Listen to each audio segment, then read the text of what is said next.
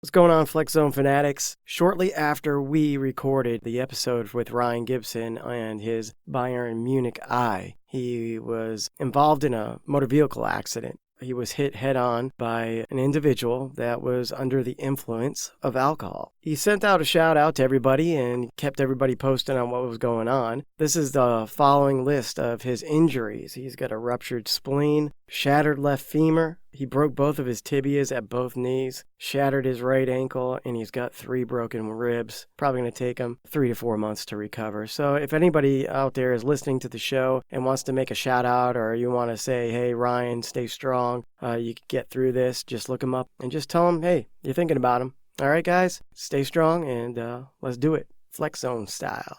Entering the Flex Zone today, my guest knows all about fighting for his life. As an ocular melanoma cancer survivor, my guest has turned a negative into a positive. My guest has always been a soccer fanatic, who some would say is a little bit crazy. He now showcases his pride as Bayern Munich's #1 fan and 2017 FC Bayern Fan Award nominee with his one and only Bayern Munich glass eye. Ryan Gibson, you have entered the Flex Zone. Ryan, welcome aboard, man. How you doing? I ain't doing too bad. Well, today I ain't doing too bad. With ocular melanoma, let's just update fans on what's going on here. You tell the story. I mean, basically, it's kind of a short story. Last year, well, I always say last year, but it was in 2015. I went into Wal-Mart to get my eyes checked, and come to find out I had a tumor behind my right eyeball. And they ended up sending me to a couple of specialists. And then it just kind of steamrolled, I guess, from there to go to a specialist. The specialist kind of freaked and then tried to send me to Duke University, to their cancer unit. And relatively, Duke couldn't get me in. What's the deal with that? I guess they have so many patients that come to Duke that the first time they could get me in like April 3rd or April 6th. You really didn't have any time to waste either. It's not like you can just sit around and wait and drink a cup of coffee and wait for the ticket, your number to come up or anything. So what was the plan after that? The bad part was the specialist that referred me to Duke called and said, and this was a couple days after he had referred me to Duke, he said, did Duke give you a call? I was like, yeah. He's like, what day this week are they going to see you? And this was like on a Tuesday. I was like, they can't see me until like April 3rd or 6th. Well, the next words out of a doctor's mouth shouldn't have been what it was. Right. But the next words that came out of his mouth is, you're not going to make it to April 3rd. I was like, what the hell are you talking about? I'm not going to make it to April 3rd. You see so many people that come out of cancer and they survive it. They went through a battle, but they still come out on top. But your doctor just straight up out of the blue just kind of cold cocks you with a right hook.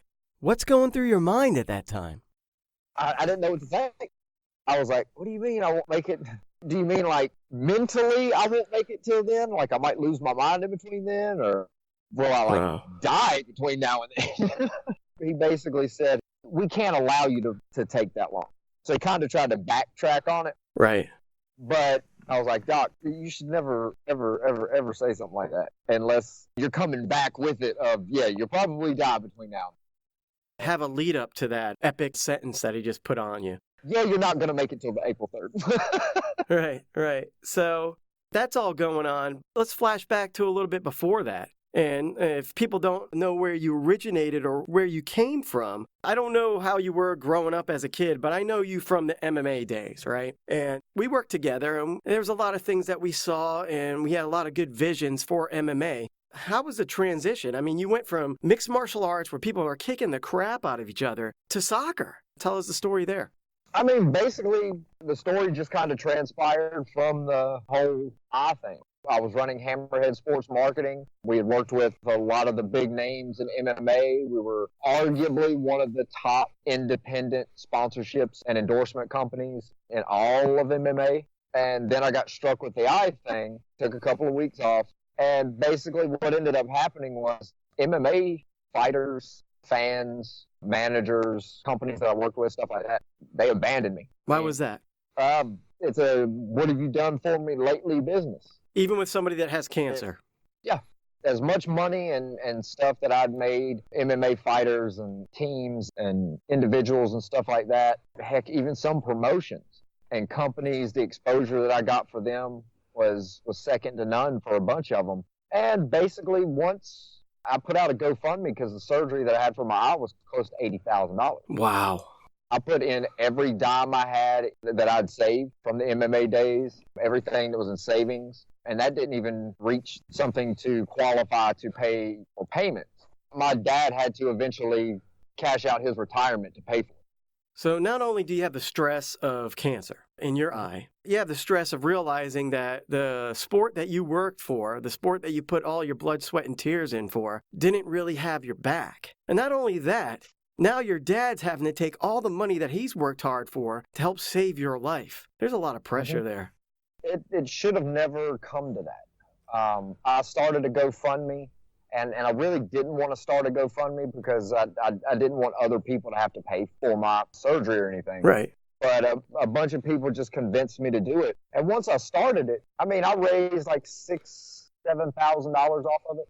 Every bit of it was from the soccer community, basically. Was this out of the blue? You posted it and you're thinking, okay, my MMA buddies and fans will help contribute. But then all of a sudden you popped online one day and you're like, damn, all these soccer people are contributing to my cause. Is that how it happened? That's essentially what ended up happening. Was a couple of local soccer journalists kind of put it in some of their smaller works and stuff, and it kind of caught on. Some people from the Colorado Rapids sent money in. People from, like, say, the Portland Timbers, Seattle Sounders, fans from all over. We did a FIFA tournament to raise money for me. Oh, wow. And the local bar basically gave me anything above their cost for the alcohol that was purchased during the tournament. They gave me a check for the rest of that. Was this before you had the eye or was this afterwards? This was in the 8 weeks that I'd already had the surgery. And this was the 8 weeks before I could get my prosthetic. What I was trying to do was get as much money back into my account and my father's account because I knew how much prosthetic eyes cost. I know how much all the different CT scans and MRI scans that I'm going to have for the rest of my life. Right. I knew how much they were going to cost. So it was like, I've got to get as much money saved up into one spot as I can. And once we got it to a certain point, the first set of MRI and CT scans wiped it all out. Oh, wow. Because I don't have any insurance. Everything's out of pocket. And yeah, stuff's 50% off, but that's still a lot of money. And 50% of 12 grand is still $6,000. It's like when people are fighting for their lives and, you know, a doctor tells you, if you don't get this done, you might not be able to live. I feel like maybe like as the government or somebody should try to help those people out regardless of what it's going to cost. They don't. And I don't have health insurance at the moment either. And I can totally relate to you as far as, you know, needing certain things, but you really can't afford them. And it puts you in a bind. And with Obamacare, and I don't know the ins and outs of that, but did you look into that avenue at all? Yeah. They say they can't turn you away for pre-existing conditions, but they can price you out for pre-existing conditions. Basically, the ones that I could afford, I'd have a $40,000 to $50,000 deductible. Oh my God! Start paying, or I could pay like $2,000 or $2,200 a month and have zero deductible. So it was one of those things. It's like, sure, I can still pay for everything. You know, you're damned if you do, you're damned if you don't. It's like you're screwed either way. And Bayern Munich kind of opened the door for a lot of opportunities. And I want to ask you, why did you choose Bayern Munich? The history behind the Bayern Munich thing is my grandfather served in the U.S. military, and most of his time was in Germany. Okay. And he served between Stuttgart and Munich, were the two main places that they were at. And my father was actually born in Heilbronn. It's like a suburb of Stuttgart. So every week when my grandfather would go out on maneuvers and stuff like that, my grandmother would take my dad to the shops and stuff in Stuttgart and to the shops and stuff in Munich. I mean, this is in I'd say the mid-50s or so. Okay. They heard a bunch of stuff about soccer teams and I guess it was a big, big thing around that time. And as I grew up, that's all like the stories that I would hear was stories of Munich, stories of like going to a Bayern Munich game or seeing something here or there. So it just gradually stuck to me. And when I was a kid, they tried to teach me German. Right. My dad did a few times, but it was one of those, I'll learn a couple, but I'll never use it. So it's the same way I did Spanish in high school. Learn it to make somebody happy and then just completely forget what I was saying. Right. And like, as far as Bayern Munich and your father, did you guys form a bond through soccer? My dad coached at Clover High, which kind of... Clover High, is that South Carolina? Yeah, it's the high school I went to. But he coached soccer basically here, and it kind of rejuvenated it, because still at that time when I was in school and he was coaching and everything, you still couldn't watch Bayern on TV unless it was like Champions League final, that type of stuff. So Right. in 1994, when the World Cup was in Orlando and inside the U.S., we actually went and watched the German team play. And that's the one my dad was pulling for, because the U.S. soccer team wasn't in that area. So we pulled for Germany. And all the stars were on the Bayern Munich team. So all the big names on the German national team were from Bayern Munich. Right. And my dad kept telling me, that's the team that Papa would talk about. That's the team Papa was talking about. So it was, okay. You guys are like third generation fans, huh? Yeah. I mean, in the 50s, 60s, 70s, and 80s, it's hard for like my dad, my grandfather to follow. Right. It's really hard. There was no internet, all that kind of stuff. But they had family in Germany that would send them clips, or like when they would send a letter or something like that, they'd update them on what was going on. Getting back to working with the insurance companies and just trying to figure out how to pay for your eye and getting a replacement. You got the Bayern Munich eye, right? The day was... Don't downplay it. That thing's badass. No, it is down. Yeah, I mean, I'm not downplaying it, but you talk about May 20th. That has to be one hell of a day for you. That's going to live down in infamy. Why don't you tell all the listeners out there what went on May 20th? May 20th is when I went to get my prosthetic eye. I drove up to Burlington, North Carolina, the Carolina Eye Prosthetic. They're supposed to be the baddest prosthetic eye people on the planet. And went up there with what my mother had wanted me to do, was get a regular prosthetic eye. So you look at somebody and you can't really tell they have a prosthetic. Brad, you've known me long enough. Yeah.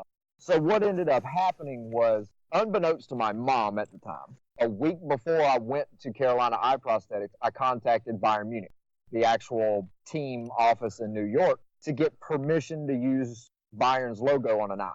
Yeah, because if you don't get that permission, you're going to be screw jobbed, aren't you? Then I would have had to hire Tim to help me with the international trademark. And Tim's a lawyer, by the way, everybody.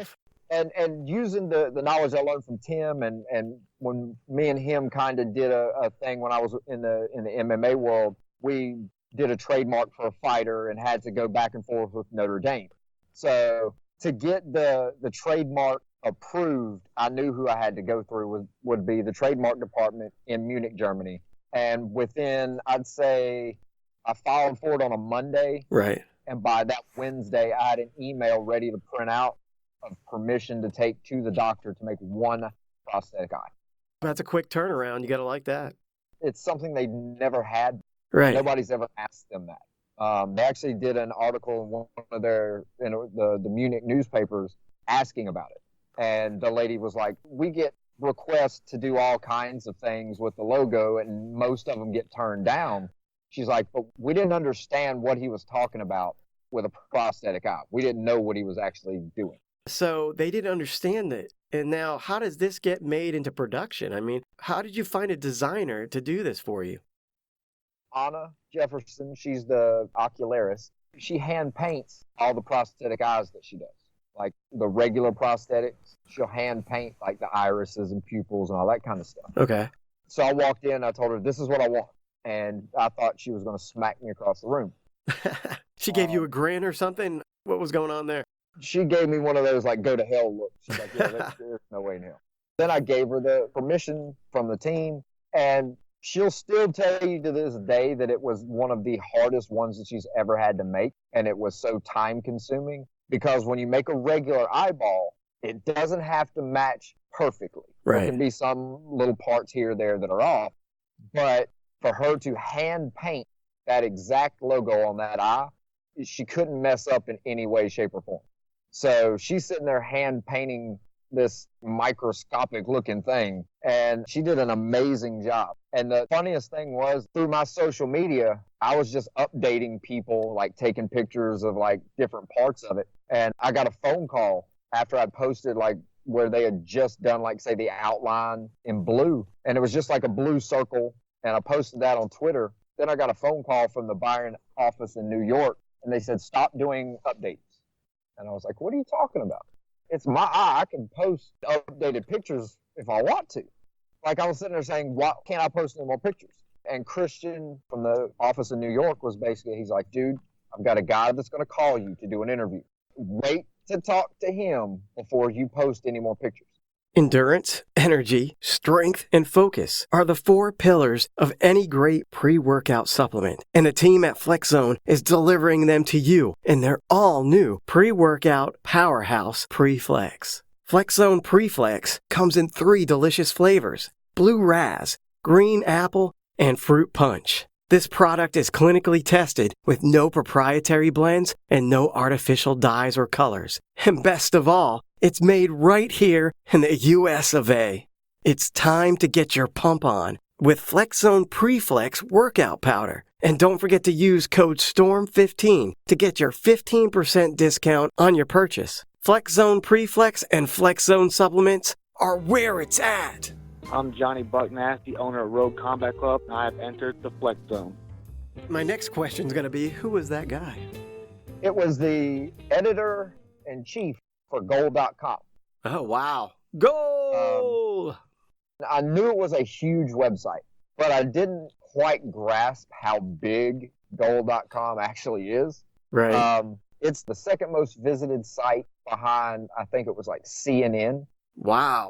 Google and Amazon have probably passed them. Well, we can exclude both of them, Ryan. I mean, come on. It's still pretty huge. Yeah. So he called and we talked. We did like an hour-long interview type thing. And he wanted the story and all that kind of stuff. And then he was like, we want to be the exclusive person to reveal it. And this was on a Friday. He's like, we want to exclusively reveal it on Monday. Okay. And I had to ask him, I was like, dude, it's going to be in my eye. People are going to see it between now and then. He's like, well, what we want is for you to go to the bar because Bayern Munich had a Super Cup game that Saturday. He's like, go take pictures at the bar and all that kind of stuff so we can put them on the site. And come Monday, we'll make the reveal. Like, okay, cool. So we did all that. Monday comes, they reveal it. All of a sudden, I get a phone call from Christian to tell me, do I have any other pictures and stuff? Can I send pictures of the eye and different things? There's a group that wants to make a social media video on. I was like, okay. Well, Fox Sports did a Fox Sports at the buzzer type things, little short 30, 40-second little videos. Rachel Bonetta did one of those on my eye. Wow. So that played for like 2 weeks on Fox Sports 1. And then all of a sudden, it just started spidering out. To this day, I'm still finding new things that I was in. May 24th of 2015. Wow.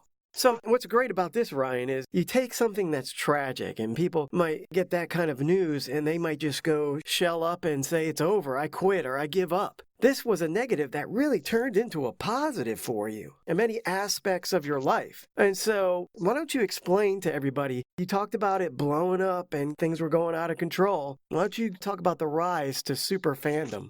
I mean, from that day, May 24th, when the Goal article came out, it went, I'd probably say, and to this date, it's about 175 million views or reads or however you want to do it. But it's 175 million impressions, essentially. Wow. I stopped counting how many countries it was in at right about 48, 49 different countries and languages. And out of those 48, there's about 59 articles. Some countries did more articles than others. It led to Copa 90, which is a fan-based soccer site. They were looking for basically Bayern super fan is what they were calling it for a Copa 90 Pepsi Max Champions League commercial. And I just submitted after they had direct messaged me on Twitter and said, Ryan, we were going to ask for a Bayern super fan, but the New York office just sent us straight to you. and everybody we talked to mentioned you and brought you up. So can you send us some information? So I sent them all my different pictures and information and stuff. And basically they did a short little tribute video type thing. And that first one was seen in the 24 hours it was up, right at about 3.5 million. So 3.5 million times. Oh, wow. The first one. Wow. So how's this making you feel in that moment? At that time? Yeah. It was surreal, but it was at the same time a lot of fans that I had known during the rise, I guess during the rise up. Some of those fans turned. Huh. This is all not your doing, by the way. This is everything everybody's doing for you to help you out. And that's just wrong. How were your feelings at that time? Personally, I was feeling great because it was like, these people are doing this stuff for me. It's going to get ocular melanoma out there. It's going to get a conversation. We're finally going to get some resources. Maybe some rich person will see it and want to donate so he can get patients to their treatments and stuff. That's always been what it has been about. Right. But what ended up happening was you have these small group of 20 and 30-year-old high school players that want to sit there and just trash talk everybody. So, and that was a big thing that ended up happening is they just started trashing me. Everything that came up, they were like, oh, he's just doing it to be famous and he's got a You big got your head. eye removed to be famous? I guess. Yeah, I wanted cancer. I gotta have cancer to become famous? Oh, sign me up. The hell no. Yeah. And when those videos started coming up, you had people that would, like, say, make comments or respond to posts or retweet or tweet or something like that. And they would say some really, really, really, like, foul, bad crap. But the way that I looked at it is like, they've never seen this before, so they don't know what's going on. You have to put the armor on, especially when you're on social media anyways. Put the armor up. Don't let the words hurt your feelings or anything. You move on. You move on to what you had to do. Like, talk about your first trip to see Bayern play. Basically, from the response that they got from the first video, Bayern had just thumped Arsenal 5-1 in Germany. And I just got an email out of nowhere from the guy at Copa 90, and he's like, hey, do you have a passport? I was like, no, never really needed one. He's like, well, we need you to go get one. We're finalizing the plans. Would you be available February 6th-ish, somewhere around in there? So it was February time frame. Okay. Which was right around the time that it would have been the 1 year mark of the day I was diagnosed with ocular melanoma. Oh, okay. So I was like, no, I'm not doing anything. He's like, okay, well, we're going to fly you to London to watch Bayern Munich play Arsenal. And we'll cover the flight costs, we'll cover the hotel, food, and all that stuff's on us. Yeah. Like, what? So, yeah. So I had to drive all the way to Atlanta to get an expedited passport. And I did that the day before I flew out, which was the crazy part. And just flew over there, and they surprised me with the Bayern Bushman, who is like a world-renowned Bayern legendary super fan. Okay. I'd known him on Facebook for a while, but never actually met him because I never got a chance to go. And, I mean, when I got there, they let me lead the walk to the stadium. So I led the walk of, like, it was probably 10,000 fans with smoke and the flares and all the singing and all. We basically shut down a main road in I guess, North London. The road to the Emirates, we shut it down because we just walked in the middle of the road and just started walking down. That was one of the memories I'll never forget, is walking and hearing those guys behind me and having people run up behind you and just pat your back or shake your hand or stop real quick and take a selfie with you. That was just insanity. And you're the one that's crazy, supposedly. I was looking at a lot of articles. They say the crazy super fan. Yeah. Yeah. I mean, and that was the cool thing, is one of the articles that was written about me called me the world's craziest Bayern Munich fan. Yeah. And you talk about the great things being a super fan and seeing, live events and everything, and them taking care of you while you're promoting their brand with your eye. Any stories that you want to tell the listeners out there that maybe things some people might want to maybe take advantage of you with the notoriety you're getting? There have been girls that have tried to, like, I guess, quote unquote, wanted to go on dates strictly to do like a selfie to put on their, that's sad. To put on their social media, or to get a free trip. Huh. Did have that happen. Great. But I mean, the thing is there's a lot of people that have basically used my name and my eye to get their selves forward, Huh. or get more likes, get more follows, Subscribers, etc., etc. Yeah. It's pretty sad that people whore themselves out for a little bit of notoriety, especially when it's on somebody else's coattails. Man, this went by fast. We're running out of time, but I just want to ask you, as far as 2018 goes, what's the plan on spreading the word on ocular melanoma? What are your plans as far as taking care of yourself and keeping yourself upright and going? What's 2018 looking like for you? Well, 2018 is when I start halftime with Bayern Ryan. It's going to be an inspirational and motivational side of the sport of soccer. We're going to have influential personalities. We're going to have like super fans. We're going to have players and stuff like that interviewed on there. Okay. And basically the premise behind that's going to be, I don't want anybody to have to do what I did or have to go through what I had to go through. Right. So if there's any sick or terminal fans that want to go watch Tottenham Hotspur or Bayern Munich or Barcelona or something like that, really want to go see them, what we're planning on doing is hopefully the income after we get the equipment and everything, that we generate enough income through sponsors or whatever to be able to fly them there. Nice. So we can get them tickets to see their favorite team in that city, and then arrange with the teams meetings with some of the players and stuff like that, because you can watch Bayern Munich play in Charlotte, North Carolina, like I did. Right. And it's one atmosphere, but to watch Bayern Munich play in the Allianz Arena in Munich, it's a totally different atmosphere. And I mean, it's mind-blowing when you see them play at home. So yeah, that's the plan coming up. I mean, once that starts building up, then we're going to start getting those people to the places that they need to go. So if you know any sponsors or companies looking to get on board, y'all, you can send them my way.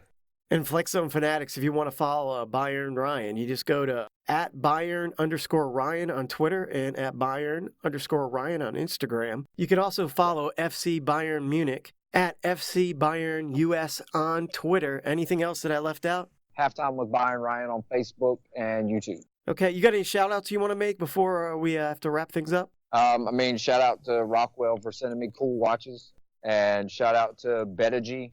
That's the group that does the betting predictors and stuff like that for their algorithm. So if you want to bet on soccer, use Betagy. All right, man. It's been a pleasure having you on the show, Ryan. We're going to have to catch up again sometime later on in 2018 and see how things are going for you.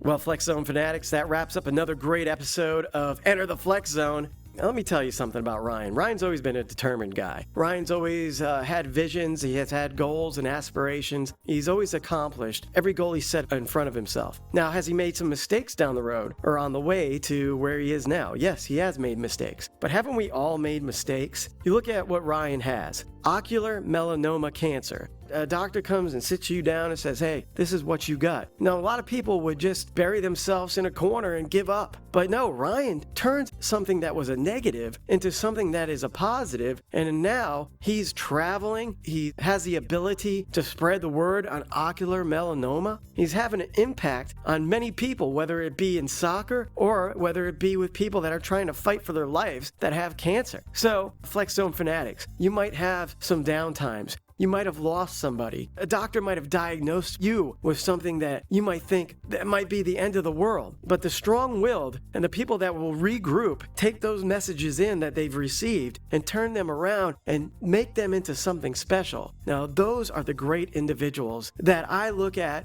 and take pride in. It makes me smile that Ryan is doing something that is really having an impact on people's lives. So, hey, just stay true to yourself, like I always say. Fight for your right to party, like the Beastie Boys always told you. You gotta fight. Life is a battle, and you gotta keep fighting. You keep putting those jabs out there, and finally you'll get the knockout blow. And that knockout blow for Ryan was his Bayern Munich eye. And now the soccer world knows about it. Cancer patients all around the world know about it. And Ryan is going on and continually proving his worth with life. So hey, Flex Zone fanatics, thanks for tuning in. You want to check me out, Brad Storm VO on Twitter and Brad Storm Lanou on Instagram. I want you to subscribe to the iTunes channel and also the YouTube channel. Subscribe, comment, rate, share with the world, and punch every day in the face, guys. This is Brad Storm saying so long and thank you for entering the Flex Zone.